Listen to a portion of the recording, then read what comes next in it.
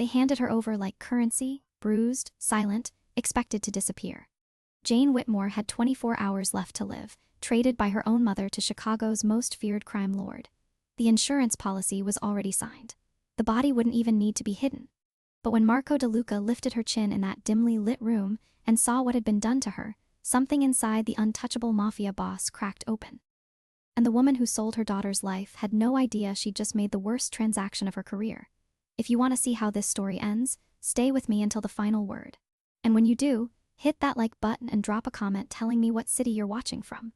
I want to see how far Jane's story travels. The rain came down in sheets that night, turning Chicago streets into rivers of neon and shadow. Jane Whitmore sat in the back of a black sedan, her wrists bound with zip ties that had already cut into her skin. She didn't bother looking out the window. There was no point. The city had stopped being home the moment her mother's hand connected with her face 3 days ago, the final beating in a lifetime of them. The driver didn't speak. Neither did the man beside her, a muscle-bound enforcer whose name she'd never learned and didn't want to know. They were delivering a package. That's all she was now, a debt payment, a transaction. Her mother's voice still echoed in her head, syrupy, sweet, and venomous all at once.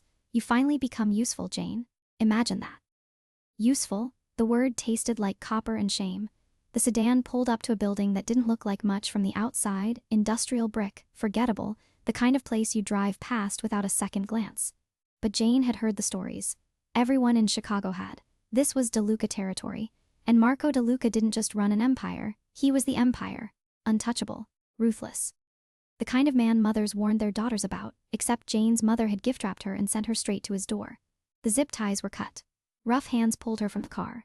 Rain soaked through her thin dress within seconds, plastering dark hair to her face. She stumbled but didn't fall. Falling felt like surrender, and she'd done enough of that already. Inside the building transformed. Polished floors, soft lighting, the scent of expensive cologne and leather. 2 more men flanked her as they walked her down a hallway that seemed to stretch forever. Her heart hammered against her ribs, each beat screaming, "Run, run, run." But there was nowhere to go. There never had been. They stopped in front of a heavy oak door. One of the men knocked twice, then pushed it open. The office was warm, unexpectedly so. A fire crackled in a stone fireplace. Floor-to-ceiling windows overlooked the rain-soaked city, lights blinking like dying stars. And behind a massive mahogany desk sat Marco DeLuca. He was younger than she'd imagined, mid-30s maybe. Dark hair swept back, sharp jawline, eyes the color of smoke. He wore a perfectly tailored suit, charcoal gray, no tie. His hands were folded on the desk, and he didn't move when she was shoved into the room. "Leave us," he said. His voice was quiet, controlled. The kind of quiet that made you listen. The men hesitated. "Boss, I said leave." They left. The door clicked shut behind them. Jane stood dripping on his expensive rug, arms wrapped around herself, waiting for whatever came next. Pain, probably. Humiliation. Death, if she was lucky.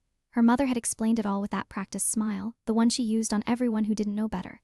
The insurance policy had been taken out months ago, $2 million. Jane just had to die for it to pay out. And what better way than a violent accident in the criminal underworld? Tragic. Unavoidable, profitable. Marco DeLuca didn't speak. He studied her instead, gray eyes moving over her face with an intensity that made her skin crawl. Not because it was predatory, though she'd expected that, but because it felt like he was seeing her, actually seeing her. And Jane hadn't been seen in so long she'd forgotten what it felt like. "Sit down," he said finally. She couldn't move. Couldn't. Her legs had locked up. He sighed, rising from his chair with the kind of fluid grace that came from absolute confidence. He was tall, broader than she'd expected. He crossed the room, and Jane flinched, an automatic response her body had learned years ago. Flinch first, brace for impact second. But the impact didn't come. Instead, Marco stopped 2 feet away, hands in his pockets, head tilted slightly as he studied the bruises on her face, the split lip, the finger-shaped marks on her throat, the way she held her left arm close to her ribs because breathing hurt. "Who did this to you?" His voice was still quiet, still controlled, but something underneath it had shifted, gone sharp and cold. Jane opened her mouth, closed it. Words felt dangerous. The truth felt impossible. "I asked you a question." Not harsh, just expectant, like he genuinely wanted an answer. "My mother," she whispered. The words hung in the air between them, fragile and damning. Marco's expression didn't change, but his jaw tightened. He reached up slowly, telegraphing every movement like he was approaching a wounded animal. His fingers caught her chin, gentle, so gentle it made her throat close up, and tilted her face toward the light. She stopped breathing.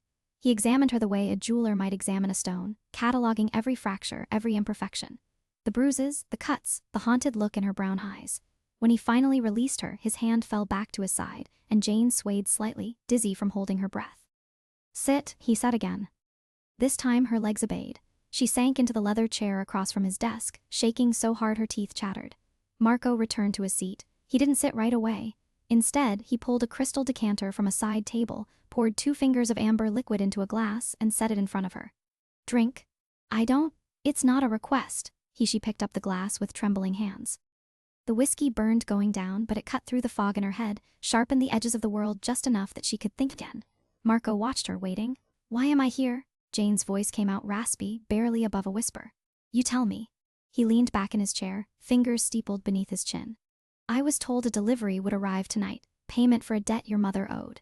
What I wasn't told was why she'd send her own daughter as collateral." Jane barked out a laugh, sharp, bitter-edged with hysteria. "Collateral? Is that what she called it?" Marco's eyes narrowed. "What would you call it?" "An execution." The words spilled out before she could stop them. "She took out a life insurance policy, $2 million. All she has to do is wait for you to kill me and she collects." The silence that followed was absolute. Marco didn't move, didn't blink, but something in the room shifted, temperature dropping by degrees until the air itself felt dangerous. "Say that again," he said softly, so she did. She told him everything, the policy, the planned accident, the way her mother had smiled while explaining how easy it would be, how no one would ask questions if Marco DeLuca's organization was involved. She told him about the beatings that had gotten worse over the past month, designed to leave marks, to build a narrative of abuse that would make her death look inevitable. She told him about the years before that, the control, the isolation, the way her mother had shaped her into something small and silent and easy to erase. And when she was done, Marco DeLuca sat perfectly still, his face carved from granite, eyes burning with something that might have been rage if rage could be that precise, that focused. "She sent you here to die," he said, not a question, a confirmation. "Yes. And you came anyway." Jane's laugh was hollow. "Where else was I supposed to go?" She made sure I had nowhere, no money, no friends, no one who'd believe me over her. She met his eyes, and for the first time in her life, she didn't look away. "So yeah, I came because at least this way it's over." Marco stood abruptly, the movement sharp enough to make Jane flinch again. He noticed. Of course he noticed. He crossed to the window, hands clasped behind his back, staring out at the rain-slick city. "Do you know what I do?" he asked. "You run the DeLuca family. You control half of Chicago. You kill people who cross you." Her voice was flat, reciting facts like a grocery list. "Yes." He turned to face her. "I do all of those things, but I don't kill women. And I sure as hell don't kill women who have been beaten half to death and handed over like livestock." Jane blinked. That wasn't what she'd expected. "Then what are you going to do with me?" Marco's smile was thin, dangerous, and entirely without humor. "I'm going to make your mother regret every decision she's ever made. But first, I'm going to ask you a question, and I need you to answer honestly." She nodded, throat tight. "Do you want to live, Jane?" The question hit her like a physical blow. No one had ever asked her that before, not in all 26 years of her existence. She'd been told what to do, where to go, how to act. She'd been molded and controlled and beaten into compliance. But no one had ever asked what she wanted. Her voice cracked. "I don't, that's honest." Marco moved back to his desk, leaned against it, arms crossed. "Here's what's going to happen. You're going to stay here tonight. You're going to eat, sleep, and see a doctor. Tomorrow, when you're thinking clearly, I'm going to ask you again. And if the answer is yes, if you want to live, then we're going to figure out how to make that happen together." "Why?" The question burst out of her. "Why would you help me? You don't know me. I'm nobody. You're somebody who walked into a death trap with her eyes open because she didn't see another choice. That takes a kind of courage most people don't have." His expression softened, just slightly. "And your mother made a mistake thinking I'd be her weapon. I don't appreciate being used, so consider this a professional courtesy and a personal insult I intend to repay." Jane's hands were shaking again, but this time it wasn't from fear. It was something else, something unfamiliar and terrifying in its own way. "Hope." Marco pressed a button on his desk. The door opened and a woman appeared, mid-40s, sharp-eyed, dressed in elegant black. Not an enforcer, something else. "Elena," Marco said, "take Jane upstairs, guest suite. Get her whatever she needs and call Dr. Ramos." Elena's gaze swept over Jane, assessing without judgment. "Of course." Jane stood on unsteady legs. She looked at Marco, at this man who should have been her executioner but was instead offering her what?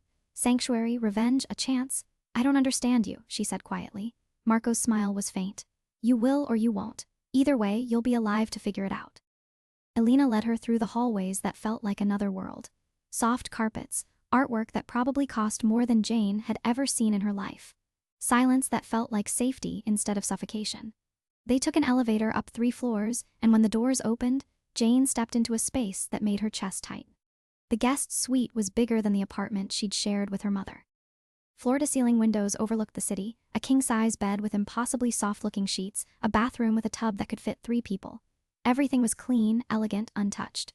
"The closet has basics," Elena said, her voice brisk but not unkind. "Clothes, toiletries. If you need something specific, use the phone on the nightstand. Press 1, someone will answer." Jane nodded numbly.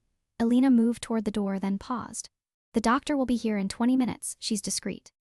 She won't ask questions you don't want to answer." "Thank you," Jane whispered. Elena's expression shifted, something almost maternal flickering across her features.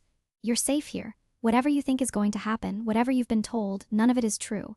Marco DeLuca is many things, but he's not a monster, not to people who don't deserve it." And then she was gone. The door clicking shut softly behind her. Jane stood in the center of the room, dripping rainwater onto expensive hardwood, and felt the dam inside her crack. She made it to the bathroom before the sobs came, ugly, wrenching sounds that tore out of her chest like they'd been trapped there for years. She sank to the floor, arms wrapped around her knees, and cried until there was nothing left. When she finally stopped, the silence felt different. Not empty, just quiet. She peeled off her wet dress, caught sight of herself in the mirror, and froze. The bruises were worse than she'd thought, purple and yellow blotches across her ribs, her arms, her throat, the split lip, the swollen eye. She looked like a battlefield. "This is what she did to you. This is what you survived." Jane ran a bath because standing in the shower felt like too much effort. The water was scalding, almost painful, but she sank into it anyway, letting the heat seep into her bones. She stayed there until the water went cold, until her fingers pruned, until she felt almost human again. The doctor arrived exactly when Elena said she would, a woman in her 50s with kind eyes and steady hands. She examined Jane with clinical efficiency, asked permission before every touch, and cataloged injuries without commentary. 2 cracked ribs, severe bruising, mild dehydration, nothing that wouldn't heal given time. "You're stronger than you look," Dr. Ramos said as she packed up her bag. "Most people would have collapsed by now." Jane didn't feel strong. She felt like glass held together by sheer stubbornness, but she nodded anyway. After the doctor left, Elena returned with food, soup, bread, nothing heavy. Jane ate because her body demanded it, not because she tasted anything. When she was done, Elena took the tray and dimmed the lights. "Get some sleep," she said. "Tomorrow's going to be a long day." Jane climbed into the bed and the sheets were exactly as soft as they'd looked. She should have felt out of place, uncomfortable, like an intruder in someone else's life, but instead, she felt something she hadn't felt in years. Safe. She fell asleep with the rain drumming against the windows and the city glittering below. And for the first time in recent memory, she didn't dream about drowning. Morning came with soft light and the smell of coffee. Jane woke disoriented, heart racing, before she remembered where she was. Not in her mother's house, not in some cheap motel. Here, in Marco DeLuca's building, in a room that felt like a sanctuary. She sat up slowly, testing her ribs, still hurt, still real. A knock at the door made her tense. "It's Elena," came the voice from the other side. "Come in." Elena entered with a tray, coffee, fruit, pastries, and set it on the bedside table. "Mr. DeLuca would like to see you after you've eaten, whenever you're ready." "What time is it?" "Just after 9 o'clock." Jane had slept for almost 12 hours. She ate because Elena stood there watching, because saying no felt impossible. The coffee was perfect, the fruit was fresh, the pastries melted in her mouth. Her body absorbed it all like a drowning person gasping for air. When she was done, Elena showed her the closet.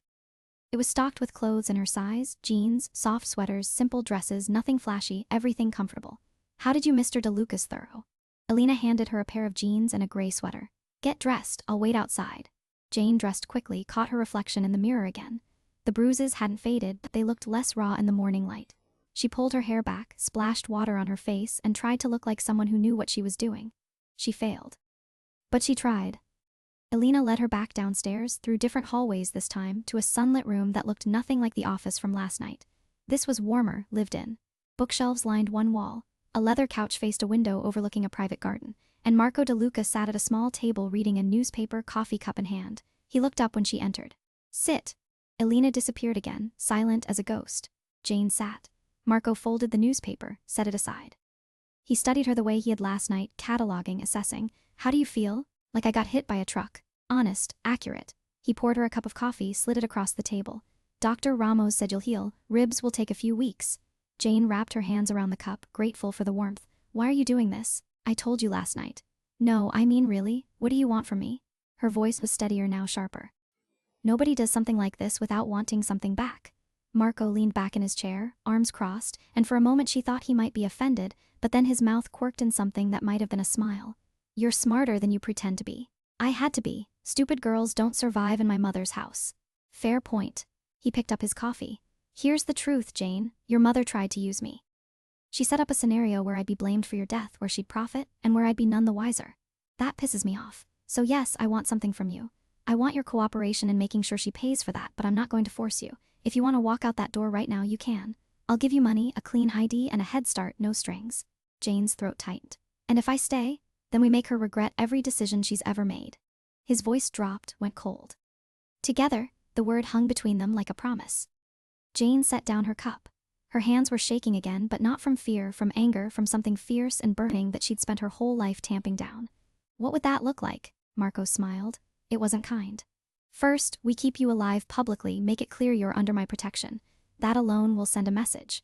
Second, we gather evidence, everything she's done, every crime, every lie. And third, he paused, eyes glittering, we expose her in front of everyone she's ever tried to impress. We take away the things she values most. Her reputation, Jane breathed. Exactly. She'll fight back, she always does. Let her. Marco's voice was steel wrapped in silk. She's someone who actually knows how to win. Jane looked at this man, this criminal, this killer, this person who should terrify her, but instead made her feel something dangerously close to powerful. Why do I trust you? Because I haven't lied to you yet. And because deep down, you know I'm the only chance you've got. He leaned forward, elbows on the table. So I'm asking you again, Jane, do you want to live? This time the answer came easily. Yes, good. Marco stood, extended his hand across the table. Then let's get started. Jane took his hand. His grip was firm, warm, steady. And for the first time in 26 years, she felt like she was shaking hands with an ally instead of an enemy. Maybe even a friend. The rain had stopped. Outside the window, Chicago glittered in the morning sun, sharp and bright and full of possibilities. Jane had spent her entire life being small, being silent, being invisible. But standing here, hand clasped in Marco DeLuca's, she felt something shift inside her chest. She was done disappearing. And her mother had no idea what was coming. The first lesson came that same afternoon. Marco led her to a different room, smaller, more intimate, with a single wall of windows overlooking the garden. A table sat in the center, covered in file folders, photographs, documents. Jane recognized her mother's handwriting on some of them and felt her stomach turn. Sit, Marco said, pulling out a chair for her. She sat, stared at the table. What is all this? Your mother's life. Every transaction, every lie, every corner she's cut.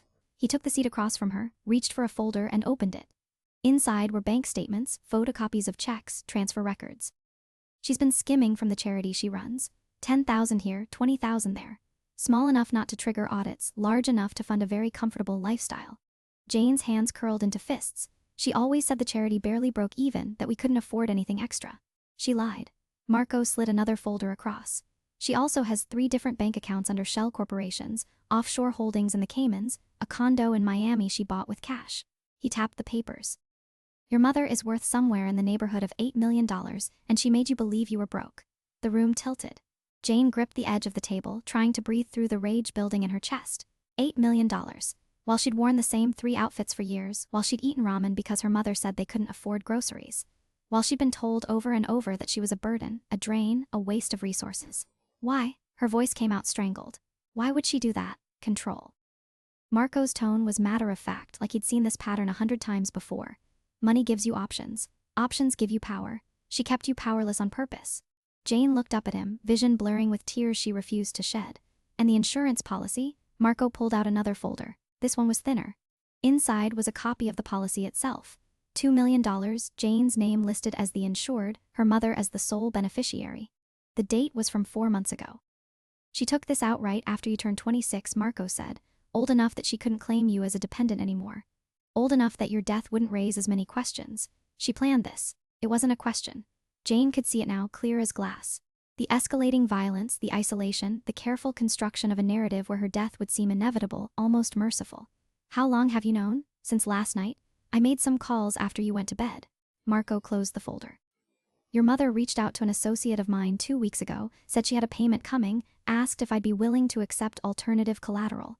I told her to deliver it personally. I wanted to see what she was offering, and she offered me. Yes, but she made a mistake. Marco's eyes went hard. She assumed I wouldn't ask questions, that I'd take one look at you and see an opportunity. She was wrong. Jane stared at the files spread across the table, at the evidence of her mother's betrayal documented in black and white. Part of her wanted to look away, to pretend she hadn't seen it, but the rest of her, the part that had shaken Marco's hand that morning, wanted to memorize every word. What do we do with this? She asked. We use it, but not yet. Marco gathered the folders, stacked them neatly. First, we need to make sure you're ready. Your mother is going to come looking for you. When she does, you need to be strong enough to face her without breaking. I won't break. The words came out fierce, almost vicious. Marco studied her, head tilted.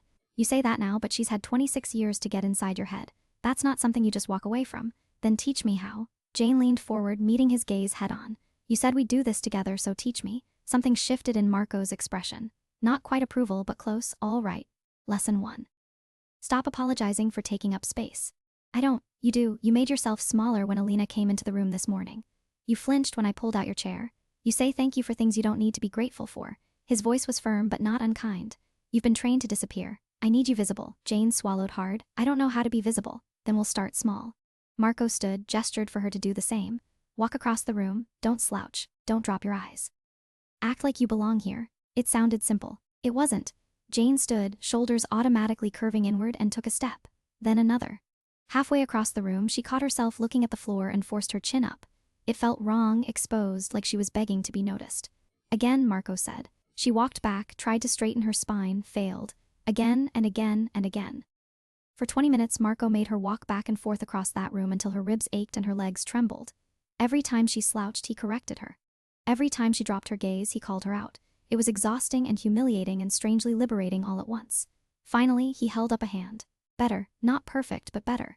Jane collapsed into the chair, breathing hard. Does it ever get easier? Eventually. Right now, you're fighting years of conditioning. That takes time. Marco poured her a glass of water from a pitcher on the side table. But you're already doing better than most people would. Most people didn't grow up with my mother.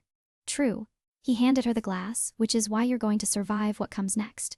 Jane drank, letting the cold water soothe her throat. What does come next? You learn how to fight back. Not with fists, though we'll cover that too, but with words, with presence, with the ability to look someone in the eye and make them believe you're not afraid. Marco sat on the edge of the table, arms crossed. Your mother's weapon is fear. We're going to take that away from her. How? By making you untouchable. The words settled over Jane like a cloak. Untouchable. It sounded impossible, but then again, so did sitting in a crime lord's home planning revenge against the woman who'd given birth to her. When did she find out I'm alive? Jane asked. Soon. I'm having someone deliver a message this afternoon. Marco's smile was sharp. Nothing explicit, just enough to let her know the delivery didn't go as planned. Jane's pulse quickened. She'll come here, probably.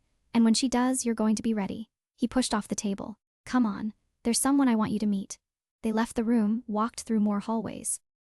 Jane was starting to map the building in her head, learning its rhythms, and took an elevator down 2 floors. When the doors opened, they stepped into what looked like a private gym. Weights, punching bags, mats on the floor. And in the center of it all, a woman in athletic gear running through a series of brutal-looking kicks. She stopped when she saw them, breathing hard, dark hair pulled back in a tight braid. She was maybe 30, compact and muscular, with the kind of scars that told stories.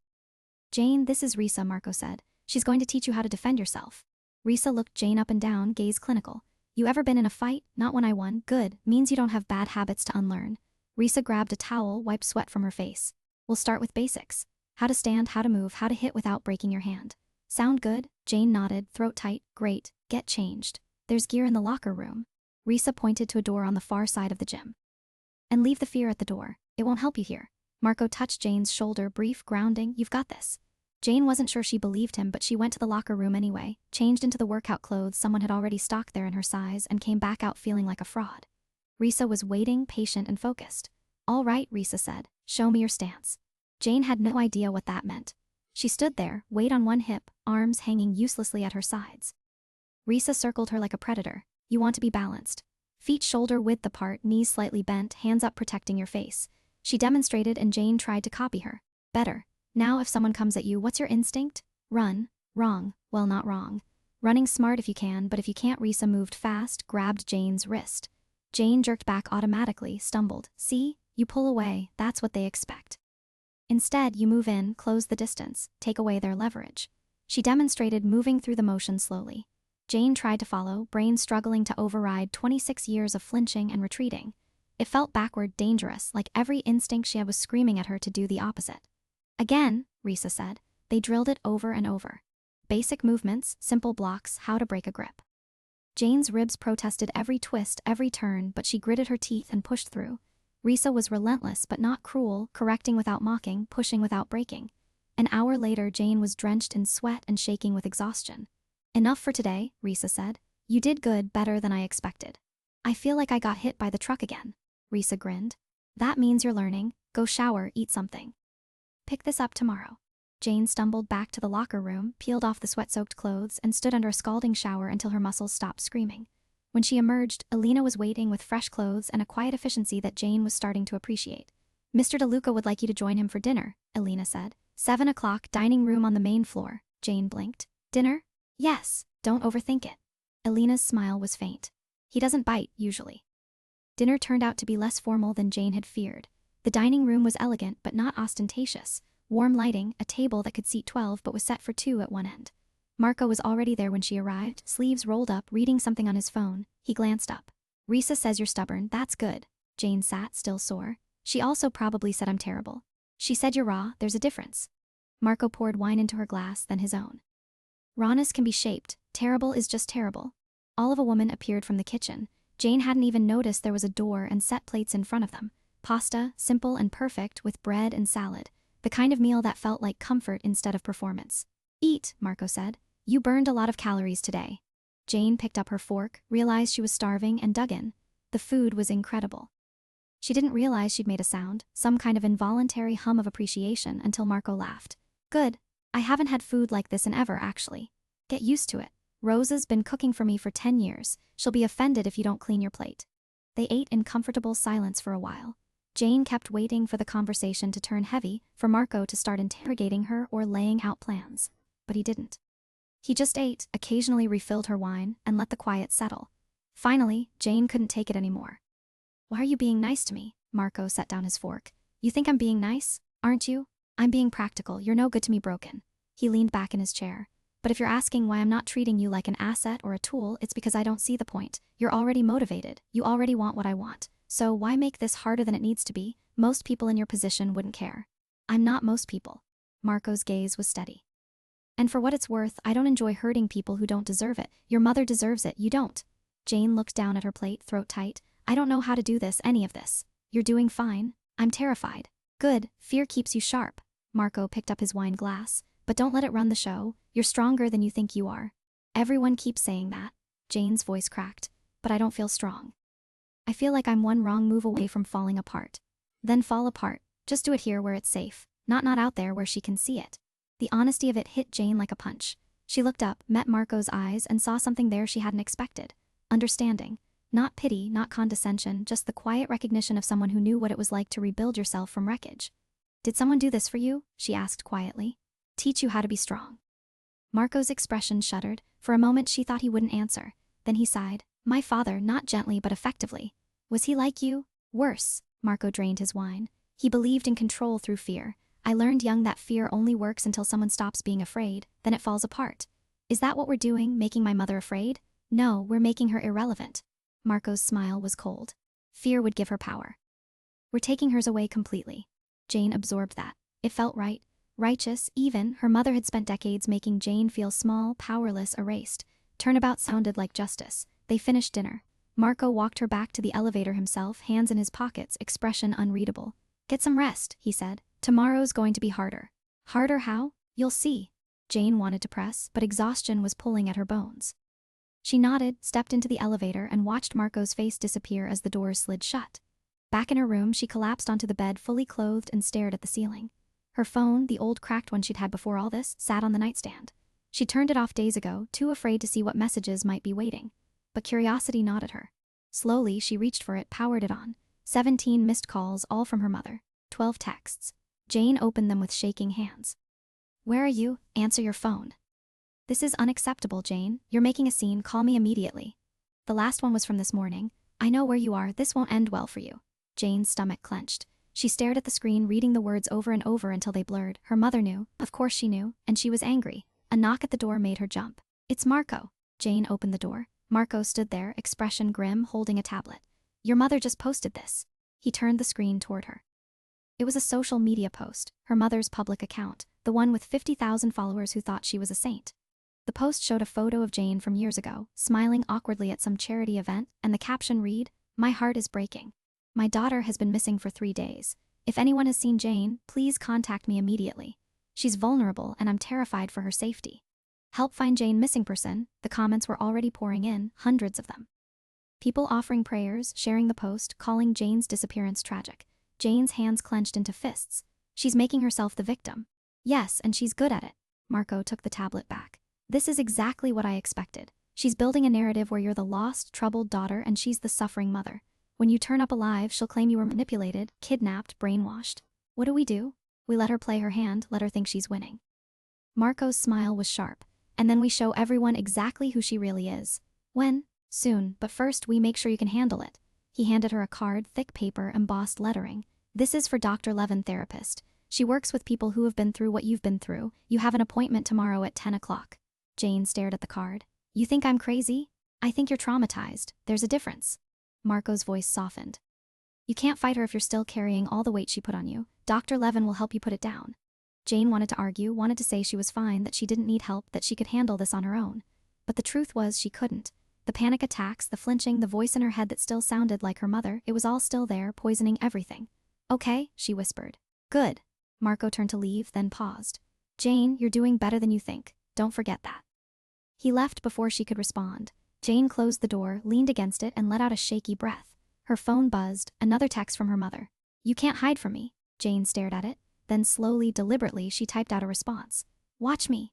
She hit send before she could second-guess herself, turned off the phone, threw it in a drawer, and for the first time in her life, she didn't feel the need to apologize.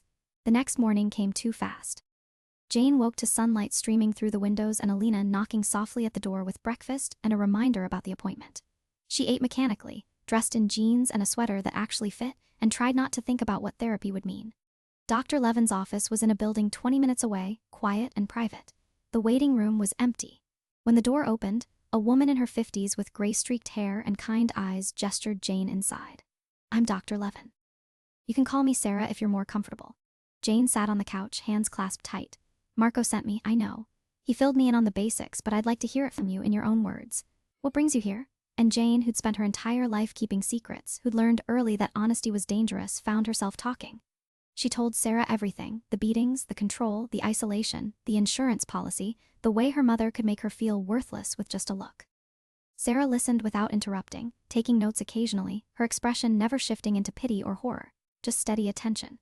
When Jane finally ran out of words, Sarah set down her pen. What you've described is systematic abuse, emotional, physical, financial. Your mother has spent your entire life breaking you down so you'd never have the strength to leave. The fact that you're sitting here right now tells me you're stronger than she ever wanted you to be. Jane's throat closed up. I don't feel strong. Strength isn't the absence of fear, it's moving forward despite it. Sarah leaned forward slightly. Jane, healing isn't going to be quick. It's not going to be easy, but it's possible, and you've already taken the first step. What step? You chose to live. The words hit Jane square in the chest. She hadn't thought of it that way, but Sarah was right. Somewhere between the rain in Marco's office and shaking his hand, she'd made a choice not to disappear, not to let her mother win. They talked for the full hour. Sarah gave her exercises, grounding techniques for when the panic came, ways to separate her mother's voice from her own thoughts, strategies for rebuilding a sense of self that wasn't defined by fear. I want to see you twice a week, Sarah said as the session ended. More if you need it. This is going to get harder before it gets easier, especially when you confront your mother. Marco says it'll be soon, then we'll prepare you together. Sarah handed her a card. My number, call anytime, day or night, I mean that. Jane took the card, gripped it like a lifeline. Thank you, don't thank me yet. Thank me when you're standing on the other side of this. Back at the building, Jane found Marco in his office, phone pressed to his ear, expression dark. He gestured for her to sit. She did, listening to his half of the conversation. I don't care what she's offering. The answer is no. Pause, because I'm not interested in doing business with someone who sells their own daughter. Another pause. Tell her if she contacts me again, I'll make sure everyone knows exactly what kind of person she is. He ended the call, set the phone down hard. My mother, Jane asked. Her lawyer. Apparently, she's willing to negotiate, wants to know what it'll take to get you back. Marco's laugh was bitter, like you're a piece of lost luggage. Jane's hands curled into fists. What did you say? That she can go to hell. Marco rubbed his temples. She's escalating. That social media post has gone viral. People are looking for you. She's filed a missing person report with the police. Can they make me go back? You're 26. Legally, no. But she's building a case that you're not mentally competent to make your own decisions, that I've manipulated you, kidnapped you, whatever story makes her look sympathetic. Jane felt the panic rising, clawing at her chest. So what do? Marco's gaze locked onto hers. We prove she's lying, and we do it in a way she can't refute. How? He slid a folder across the desk.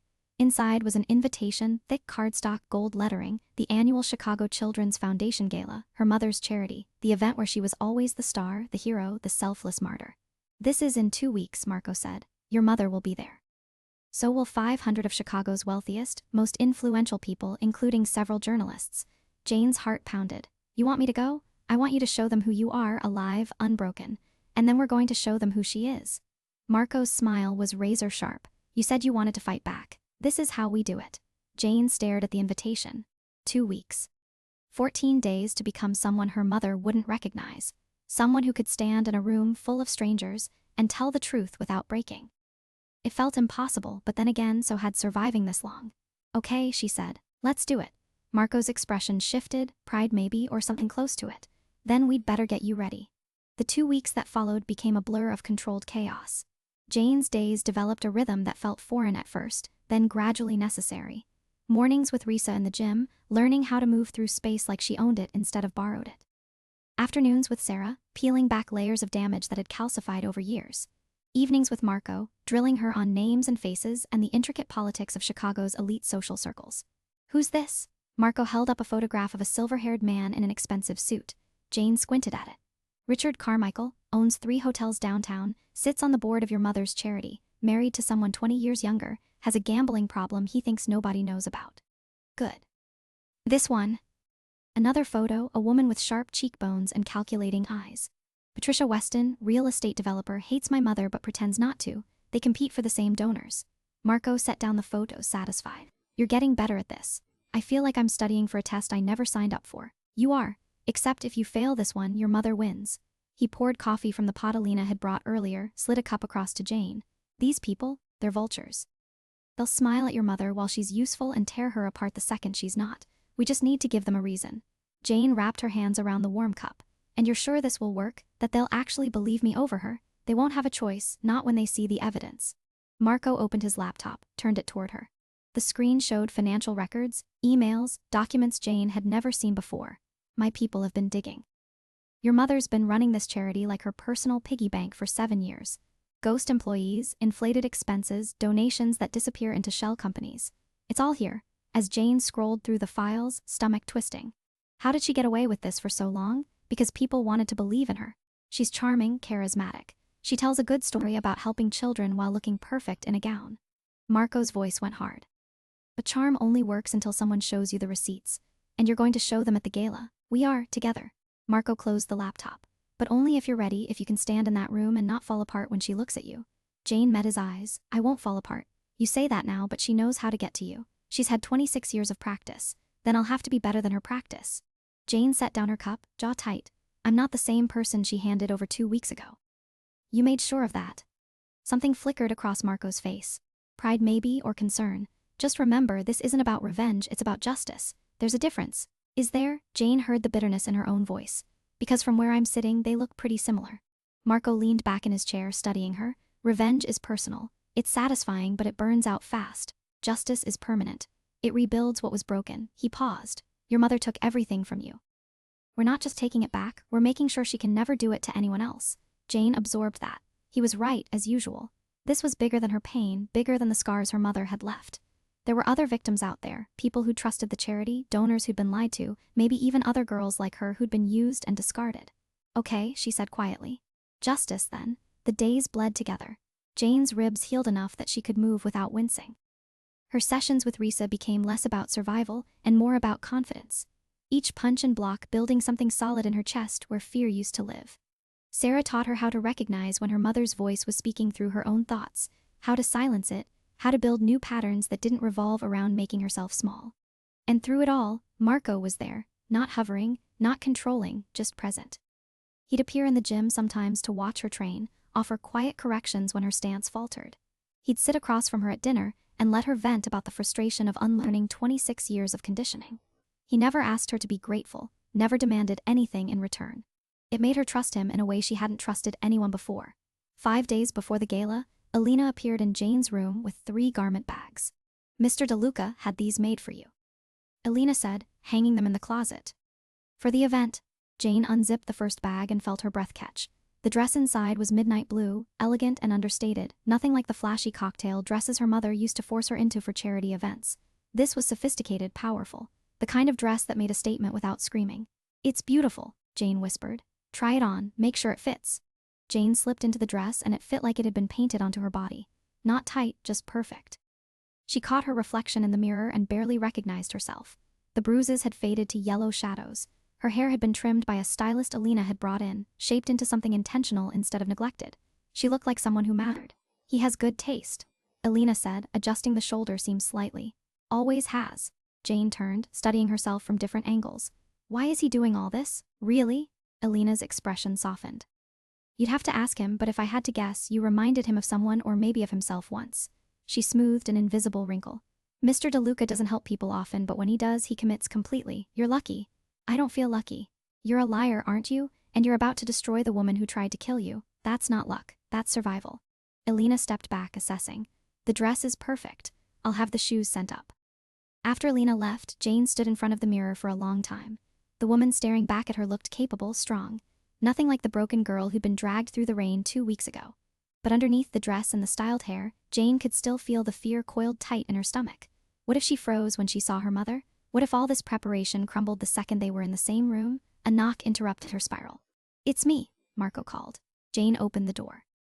Marco stood there in his usual expensive suit, but something about his expression was different, softer. "Alina said the dress fits." "It does, thank you." He waved that off. "I need you to come with me. There's something you should see." He led her down to a floor she'd never been to before, past the security door that required both a key card and a fingerprint. Beyond it was a room that looked like something out of a spy movie. Screens on every wall, computers humming, 2 people working at stations who glanced up when they entered. "This is where we've been building the case," Marco said. "Everything we're going to show at the gala. I want you to see it first. Make sure you're ready." One of the tech guys, lanky, early 20s with headphones around his neck, pulled up a file on the main screen. It was a video compilation. The footage started with news clips of Jane's mother at various charity events, smiling for cameras, accepting awards, giving speeches about helping vulnerable children. Then it shifted. Bank records appeared, highlighted to show the discrepancies. Wire transfers to offshore accounts, emails where she discussed moving money, hiding expenses, paying people off. Then came the photos. Jane as a child, skinny and bruised, school photos where you could see the damage if you looked close enough. Medical records that had been sealed, but somehow Marco's people had accessed. Each one documented years of abuse that had been carefully hidden, explained away, ignored by everyone who should have protected her. The final section was the insurance policy itself, blown up on screen with annotations explaining exactly what it meant. The payout, the beneficiary, the timing. When it ended, the room was silent except for the hum of electronics. Jane's hands were shaking. "You got all of this?" "Most of it was already out there, just buried. We connected the dots." Marco nodded to the tech guy. "This will play on every screen in the ballroom, 4 minutes. Long enough to make the point, short enough that nobody can look away. She'll deny everything." "Of course she will, but denial doesn't work when the evidence is that clear." Marco's voice was steady. "The media will pick it up, the police will have to investigate, her donors will disappear, everything she's built will collapse." Jane stared at the blank screen. This was it. This was the weapon they'd been building, and it was devastating. "I want to add something," she said suddenly. Marco raised an eyebrow. "What?" "A statement from me at the end." Jane turned to face him. "I want to look into the camera and tell them exactly what she did, in my own words." "Jane, you don't have to." "Yes, I do." Her voice was firm. "You said this is about justice. Justice means the victims get to speak." "I need to speak." Marco studied her for a long moment, then he nodded. "Okay, we'll film it tomorrow, but we do it right. You get one take, no do-overs, so you'd better be ready." "I will be." That night Jane sat at the desk in her room and wrote out what she wanted to say. She revised it a dozen times, crossing out anything that sounded too angry, too broken, too much like the girl her mother had tried to create. What remained was simple, honest, devastating in its clarity. The next morning they filmed it in Marco's office. Just her, sitting in a chair facing the camera. No makeup to hide the fading bruises, no script to read from, just Jane speaking directly to the lens like she was talking to every person who'd ever believed her mother's lies. "My name is Jane Whitmore," she began, voice steady. And the woman you know as Charlotte Whitmore, philanthropist, charity director, advocate for children, is the same woman who beat me, controlled me, and sold me to a stranger because she thought I was worth more dead than alive. Everything you've seen tonight is true. Every document, every record, every photo. This is who she really is, and I'm done being silent about it." When it was over, the room was quiet.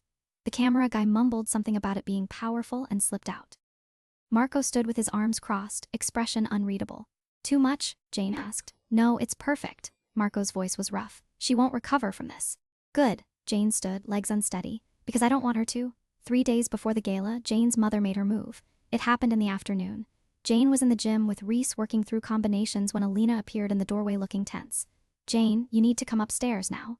Something in her tone made Jane's stomach drop. She followed Alina to Marco's office where he stood at the window with his phone pressed to his ear, shoulders tight with tension.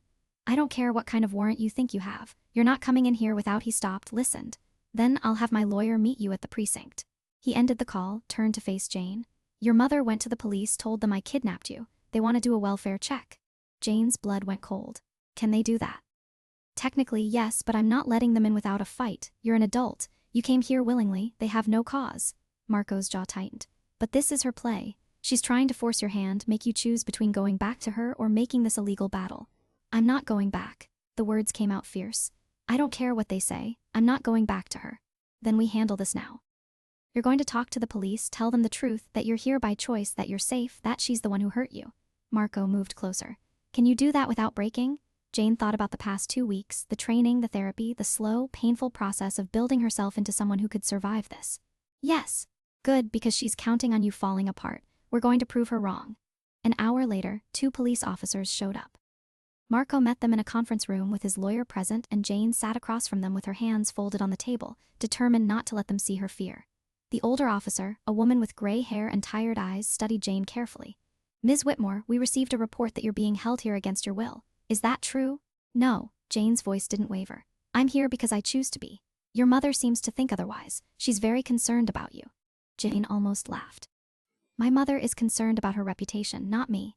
The younger officer leaned forward. "She showed us posts you made on social media, said you've been out of contact for weeks. That's not normal behavior for someone who's safe. What's not normal is a mother who beats her daughter and then files a missing person report to cover it up." Jane pushed up her sleeves, revealing the fading bruises. "She did this. And she did a lot worse over the years. You want to know why I'm here?" "Because Marco DeLuca offered me safety when the woman who gave birth to me tried to have me killed." The officers exchanged glances. The woman pulled out a notepad. "That's a serious accusation." "It's the truth, and I have proof. Medical records, witness statements, financial documents showing the insurance policy she took out on my life." Jane met the woman's eyes. "Check my history. Talk to the doctors who treated me as a kid. You'll see the pattern." The interview lasted another 20 minutes. By the end, both officers looked uncomfortable, and the older woman handed Jane a card. "If you need anything, call this number. Victim Services, they can help. I'm getting help here." Jane glanced at Marco. "I'm exactly where I need to be." After they left, Marco's lawyer nodded approvingly. "You handled that well. They won't be back," but Jane knew better. Her mother wouldn't stop with the police. She'd try something else, something worse. She was right. The next morning, Jane woke to her phone buzzing. She'd gotten a new one, unlisted number. Only a handful of people had it. The text was from an unknown sender. "You think you're safe? You think he can protect you? You're still my daughter. You'll always be mine." Jane's hands went cold. She showed it to Marco immediately. His expression went dark. "She's escalating, trying to scare you before the gala. It's working." Jane hated how small her voice sounded. Marco took the phone, forwarded the message to someone, then handed it back. "Fear's her last card. Don't give her the satisfaction of playing it." He gripped her shoulder briefly. "One more day. That's all you need to survive. One more day and this is over." Jane nodded, but the text haunted her. That night, she couldn't sleep. She kept imagining her mother's face, the way she'd look when the video played, when the room turned against her. Would she crumble? Would she fight? Or would she find some way to twist it, to make herself the victim again? The morning of the gala, Jane woke before dawn. She went through her routine mechanically. Shower, coffee, breathing exercises Sarah had taught her. Risa showed up to run her through one final session, more about centering than fighting.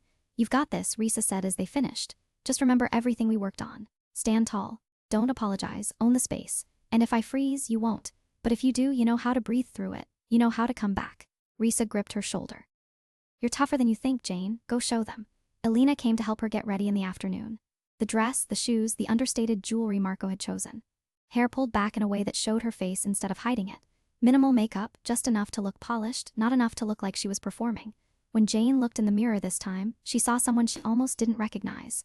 Confident, dangerous, ready. Marco was waiting in the hallway when she emerged. He wore a black tuxedo that probably cost more than a car, looking every inch the crime lord he was. But when he saw her, something in his expression shifted. "You look," he stopped, started again. "You're going to walk in there and everyone's going to know exactly who you are. That's the plan, right?" "Yeah, but I don't think you realize how powerful you look right now." He offered his arm. "Ready?" Jane took it, felt the solid warmth of him beside her. "As I'll ever be." The gala was held at the Grand Marquis Hotel, one of the most expensive venues in Chicago. They arrived fashionably late, after most of the guests were already inside. The lobby was full of people in designer clothes, air thick with expensive perfume, and the murmur of elite conversation. Jane felt every eye turn toward them as they entered. Marco kept his hand at the small of her back, a steady pressure that said, "I'm here." They moved through the crowd, and Jane recognized faces from the photos she'd studied.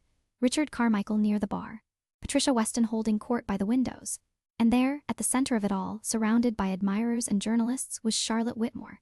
Jane's mother looked exactly as she always did. Elegant in a cream-colored gown, diamonds at her throat, smile perfect and practiced. She was mid-conversation with a reporter when her gaze landed on Jane. The smile froze. For just a second, shock flashed across Charlotte's face. Then it was gone, replaced by something harder. Their eyes met across the room. Charlotte excused herself from the reporter and began making her way toward them. Jane's heart hammered against her ribs. Every instinct screamed at her to run, to hide, to make herself invisible, but she forced herself to stand still, to breathe, to remember who she'd become in the past 2 weeks. "Jane." Her mother's voice was sugary sweet, loud enough for the people nearby to hear. "Thank goodness. I've been so worried about you." She reached out like she was going to embrace her daughter. Jane stepped back, just out of reach. "Don't touch me." Charlotte's eyes went cold, but her smile never wavered. "Darling, I know you've been through a difficult time, but we should talk privately. This isn't the place." "No," Jane's voice was steady. "We're not going anywhere, and we're not talking privately. Anything you have to say to me, you can say right here." A hush was spreading through the nearby crowd. People were starting to notice the confrontation, phones coming out, cameras turning their way. Charlotte's smile tightened. "Jane, you're clearly not well. This man has manipulated you. Marco saved my life, you tried to end it." Jane felt Marco's hand pressed gently against her back, grounding her. "I know about the insurance policy. I know you sent me to him expecting him to kill me. I know everything." Charlotte's mask slipped for just a moment, fury flashing in her eyes. Then she laughed, the sound light and practiced. "That's absurd. You've clearly been fed lies. The only person who's been lying here is you." Jane's voice carried now, stronger with every word. "And in about 30 seconds, everyone in this room is going to know exactly what kind of person you really are." Charlotte opened her mouth to respond, but the lights dimmed. The screens positioned around the ballroom flickered to life, and the video began to play. Jane watched her mother's face as the evidence unspooled across every screen, watched the color drain from her cheeks, watched her eyes go wide with panic as the bank records appeared, as the photos of Jane's childhood injuries filled the room, as the insurance policy was displayed for everyone to see. The ballroom had gone completely silent. When Jane's recorded statement began, her face filling the screens, her voice calm and clear, Charlotte finally moved. She turned toward the nearest screen, then the next, looking for an escape that didn't exist. "Turn it off." She hissed at someone. "Turn it off now," but nobody moved. Everyone was watching. The journalists, the donors, the board members, all the people who'd believed in her, celebrated her, given her power. The video ended. The screens went dark. In the silence that followed, Charlotte Whitmore stood alone in the center of the ballroom, her perfect facade finally shattered. And Jane, for the first time in her entire life, wasn't afraid anymore. The silence stretched for what felt like hours, but was probably only seconds. Then someone dropped a glass. The sound of crystal shattering on marble echoed through the ballroom like a gunshot, and suddenly everyone was moving at once. Charlotte lurched forward, reaching for the nearest journalist. "This is fabricated, all of it." That man, she pointed a shaking finger at Marco. "He's a criminal. He coerced her." "Yeah, I have copies of everything," Marco said calmly, his voice cutting through her panic. "Financial records authenticated by 3 separate forensic accountants. Medical records subpoenaed from 4 different hospitals. The insurance policy filed with your signature, dated and notarized." He pulled a flash drive from his pocket, held it up. "Any journalist who wants the complete file can have it, free of charge." A dozen hands shot up immediately. Charlotte's face went from pale to crimson. "You can't do this. I'll sue you for defamation, for slander, for telling the truth." Jane's voice was quiet, but it carried. She stepped forward, away from Marco's protective presence, standing on her own. "You can try, but we both know what discovery will reveal." Her mother's eyes locked onto hers, and for a moment, Jane saw something there that almost looked like desperation. "Jane, please, you don't understand what you're doing. I'm your mother, I love you. Everything I did was don't." The word came out hard. "Don't you dare say you did it for me. You did it for yourself. You've always done everything for yourself." Charlotte's expression twisted into something ugly. The mask was gone completely now, stripped away by panic and rage. "You ungrateful little, after everything I gave you gave me nothing but scars." Jane's voice didn't shake, not anymore. "And I'm done caring them for you." A flash went off. Then another. The journalists were documenting everything, phones and cameras capturing Charlotte's meltdown in real time. Jane could see it happening, the story shifting, the narrative crumbling. Every word her mother spoke was another nail in her own coffin. Richard Carmichael pushed through the crowd, face red with fury. "Charlotte, is this true? Have you been stealing from the foundation?" "Richard, I can explain." "Can you explain $2 million in offshore accounts?" Patricia Weston appeared beside him, holding her phone up. "Because I'm looking at the transfers right now. My accountant just sent me the breakdown." Her smile was sharp. "Interesting how much of our donated money ended up in the Cayman Islands." Charlotte's mouth opened and closed soundlessly. She looked around the room, searching for allies, for anyone who might defend her, but the faces staring back were all the same. Shock, disgust, betrayal. The people who'd celebrated her an hour ago were already stepping away, distancing themselves from the wreckage. "This isn't over," Charlotte hissed, turning back to Jane. "You think you've won? You think destroying me makes you strong? You're nothing. You've always been nothing. And when he gets bored of you," she gestured wildly at Marco, "when he throws you away like the trash you are, you'll have nowhere to go. No one will want you." The words hit exactly where they were meant to, finding all the old wounds, the places that still ached. Jane felt the familiar panic starting to rise, the voice in her head that said, maybe her mother was right. Maybe she really was worthless. Maybe Marco's hand found hers. Warm, steady, real. And just like that, the panic stopped. Jane looked at her mother, really looked at her, and saw not the towering figure of her childhood, but a small, vicious woman whose power had always come from making other people feel smaller. Without that power, without the fear she'd cultivated so carefully, Charlotte Whitmore was just pathetic. "You're right about one thing," Jane said quietly. "I was nothing, you made sure of that, but I'm not anymore. And you?" She let her gaze sweep over the ruined woman in front of her. "You're exactly what you've always been. Just now everyone else can see it too." Charlotte opened her mouth, but whatever she'd been about to say was cut off by a new voice from the edge of the crowd. Charlotte Whitmore. Two men in suits pushed through, badges visible on their belts. Detectives. Jane recognized the older one from the photos Marco had shown her, someone who owed him a favor, who'd agreed to be on standby tonight. "We have some questions about financial irregularities at the Children's Foundation. You'll need to come with us." "I'm not going anywhere." Charlotte's voice rose to a shriek. "This is harassment. I have rights." You have the right to remain silent," the detective said calmly. "I'd suggest using it." They weren't arresting her, not yet, just bringing her in for questioning. But the crowd didn't know that. All they saw was Charlotte Whitmore being escorted out of her own gala by police, her perfect facade shattered beyond repair. Jane watched her mother disappear through the ballroom doors and felt something release in her chest. Not relief, exactly. More like the absence of a weight she'd been carrying so long she'd forgotten what it felt like to stand without it. Marco's hand was still in hers. She looked up at him and found him watching her with an expression she couldn't quite read. "You okay?" he asked quietly. "I don't know yet. Honest. Ask me tomorrow." The ballroom erupted into chaos around them. Journalists shouting questions, board members arguing in tight clusters, guests streaming toward the exits. Someone killed the music. The gala had officially imploded. Patricia Whitmore materialized in front of them, eyes bright with calculation. "Mr. DeLuca, Ms. Whitmore, that was quite a performance." "It wasn't a performance," Jane said. It was the truth." Even better." Patricia's smile was all teeth. "The Foundation's board will need new leadership, someone with actual integrity this time. I'm putting your name forward, Jane, if you're interested." Jane blinked. "I don't know anything about running a charity." "You know what it's like to need help and not get it. That's more qualification than most of these vultures." Patricia glanced around the room with obvious distaste. "Think about it, we'll talk next week." She swept away before Jane could respond. Marco steered her toward a side exit, away from the press of bodies and cameras. They slipped into a quiet corridor and Jane finally let herself breathe. Her hands were shaking. Her legs felt like water. The adrenaline that had carried her through the confrontation was draining away, leaving her hollow. "I need to sit down," she managed. Marco found a bench, helped her onto it. She put her head between her knees, trying to remember Sarah's breathing exercises. 4 counts in, hold, 4 counts out. "You did good," Marco said, sitting beside her. "Better than good. I feel like I'm going to throw up."